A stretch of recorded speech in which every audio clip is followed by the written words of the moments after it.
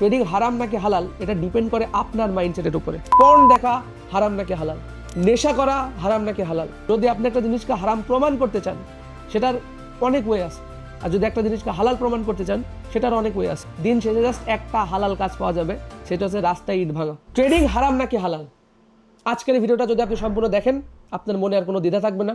আর এই ভিডিওটা সবার জন্য না, আপনারা যারা যারা প্রাপ্তবয়স্ক, যারা যারা আসলেই চান যে আপনারা টাকা ইনকাম করবেন ট্রেডিংয়ের মাধ্যমে, তাদের জন্য এই ভিডিওটা। বাকি যারা আজ পর্যন্ত ট্রেডিং করেন নাই, জাস্ট এমনি নাম শুনছেন, তারা এই ভিডিওটা দেখেন না, কারণ এটা আপনাদের জন্য না। ট্রেডিং হারাম কি হালাল এটা জানার আগে আমি আপনাদেরকে কিছু প্রশ্ন করতে চাই। প্রেম করা হারাম নাকি হালাল? পর্ন দেখা হারাম নাকি হালাল? নেশা করা হারাম নাকি হালাল? সিগারেট খাওয়া হারাম নাকি হালাল? ঘুষ খাওয়া হারাম নাকি হালাল?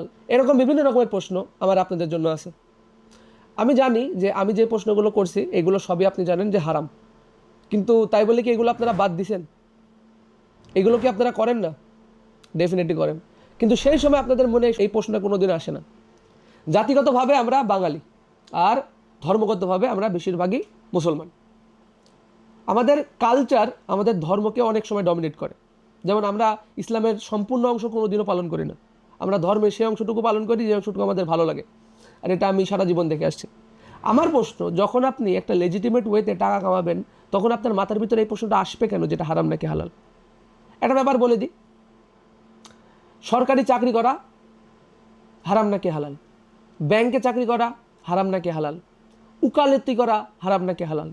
এখন যদি আমি এরকমভাবে প্রশ্ন করতে থাকি ভাই, দিন শেষে জাস্ট একটা হালাল কাজ পাওয়া যাবে, সেটা হচ্ছে রাস্তায় ইট ভাঙা।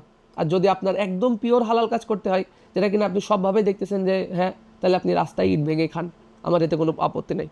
কিন্তু ভাই আমি আপনার ভালো চাই, আমি খারাপ চাই না। আমি চাই না আপনি এমন একটা দুবিধার ভিতরে পড়ে একটা জিনিসকে চুজ করেন যে দুবিধাটা আপনার এখনো কেউ ভাঙতে পারে না।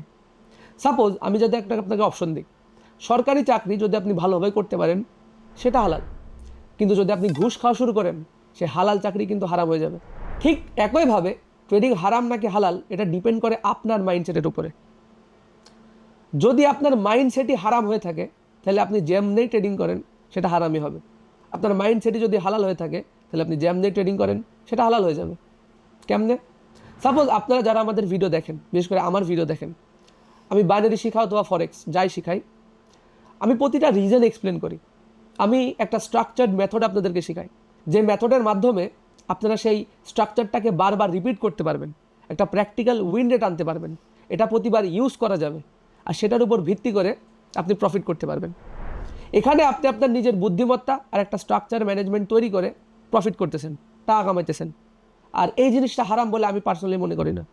এখন অনেকে ফতোয়া দিতে আসবে যে এটা হালাল, ওইটা হারাম, এটা হারাম, ওইটা হারাম। আপনি আমার কাছে পৃথিবীর যে কোনো জিনিস নিয়ে চলে আসবেন, আমি সেটা আপনাকে হারাম বানায় দেখাই দেবো ইনশাল্লাহ।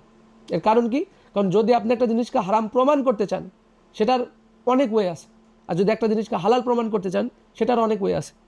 আমি পার্সোনালি একটা জিনিস বিশ্বাস করি যে টাকা কোনোদিনও আপনাকে চেঞ্জ করে না, আপনি যেটা সেটাই আপনাকে বড় করে দেখায়। যদি আপনি দানশীল হন, যখন আপনার অনেক টাকা হবে আপনি অনেক বড় দানশীল হয়ে যাবেন। আপনি যদি একটা ভালো মানুষ হন, যত আপনার টাকা হবে আপনি তত ভালো হবেন। যদি আপনি একটা জুয়ারি হন তাহলে আপনার কাছে যত টাকা হবে আপনি তত জুয়া খেলবেন। সেমভাবে যদি আপনি একটা গাধা হন তাহলে আপনার কাছে যত টাকা হবে আপনি তত বড় গাধা হয়ে যাবেন। আজকের এই ভিডিওটা একটু তীক্ষ্ণ হইতে পারে, আর এই ভিডিওর কারণে হয়তো আমার হেটার্সও বাড়তে পারে, কিন্তু আমি আমার হেটার্সের দিকে কোনোদিনও তাকাই না। আমি তাকাই আছি আপনার দিকে, যে কিনা আবার প্রতিটা ভিডিও দেখেন, আর আমি যখনই আপলোড দিই সঙ্গে সঙ্গে চলে আসেন। এটা কোনো সাধারণ কোনো ব্যাপার না। ইন্টারনেটে দেখার মতো অনেক কিছু আছে, অনেক মেয়েরা নাচতেছে, আর বাংলাদেশে তো এন্টারটেনমেন্টের কোনো অভাব নাই। আপনি সব কিছু বাদ দিয়ে আমার ভিডিও দেখতেছেন, কংগ্রাচুলেশনস টু ইউ, যে আপনি একটা এমন শক্ত ভিডিও দেখতেছেন যেটা একটা 99% মানুষ অ্যাভয়েড করে চলে।